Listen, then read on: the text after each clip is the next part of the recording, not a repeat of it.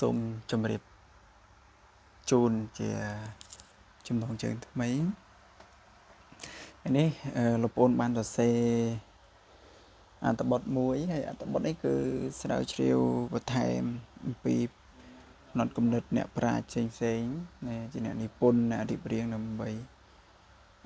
សម្រួលដល់ការមើលឃើញនិងយល់ពេលដែលយើងអានពី3 4ចំណុចទៅយើងដាក់ចំណងជើងនេះថា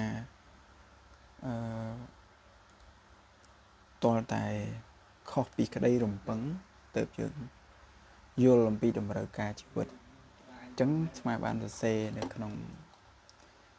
laptop នេះមានចំណុចទី1លើកឡើងពីក្តីរំពឹងអញ្ចឹងក្តីរំពឹងសម្រាប់អាត្មាក៏មានដូចគ្នាដែរនៅពីដើមឡើយមានដូចគ្នាប៉ុន្តែដល់ថ្ងៃមួយវាខុសពីតម្រូវការទាំងអស់អាក្តីរំពឹងហ្នឹងអញ្ចឹងឧទាហរណ៍អានេះគាត់ឧទាហរណ៍ថាគូជីវិតមួយគាត់ចាប់ដៃគ្នាមកគាត់បានសន្យានឹងគ្នាថានឹងត្រូវមើលថែគ្នារហូតដល់ចាស់កោងខ្នងស្រឡាញ់គ្នាថ្នាក់ថ្នមរហូតអ្នកទាំងពីរហ្នឹងគឺចាស់រៀងខ្លួនទៅអញ្ចឹងអានោះសិតតែជាក្តីរំពឹងរបស់គាត់ពេលដែលគាត់បានគ្នាហ្នឹងអញ្ចឹងក្នុងន័យហ្នឹងពេលទៅបន្ទាប់ទៀតលោកប្អូនចង់ភ្ជាប់បញ្ជាក់ថាជីវិតដែលវារស់នៅក្នុងអាក្តីរំពឹងគាត់រំពឹងថាគាត់ប្រកាសជាមិនបែកគ្នាទេគាត់នៅមួយគ្នារហូតដល់ចាស់ហ្នឹងវាផ្ទុយស្រឡះពីអាតម្រូវការពិតណាមួយនៅថ្ងៃក្រោយចង់គាត់រំពឹងវាអាចរំពឹងខ្ពស់វាខ្ពស់ពេកវាឆ្ងាយអំពីអាតម្រូវការរបស់ដៃគូឬក៏វាឆ្ងាយពេកពីអាតម្រូវការរបស់ម្ខាងអញ្ចឹងទៅវាធ្វើឲ្យ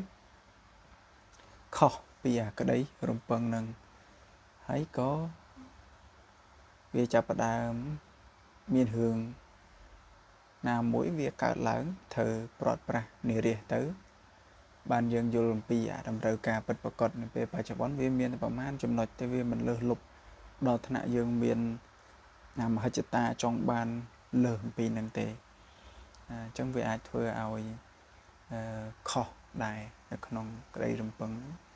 វាអាចធ្វើឲ្យយើងវាអត់សូវជប់សុខដែរក៏អញ្ចឹងគឺមានតែប៉ុណ្នេះសម្រាប់បទពិចារណាអញ្ចឹងចាំជួបគ្នានៅសប្តាហ៍ក្រោយៗទៀតសូមថ្លែងបង្គំលា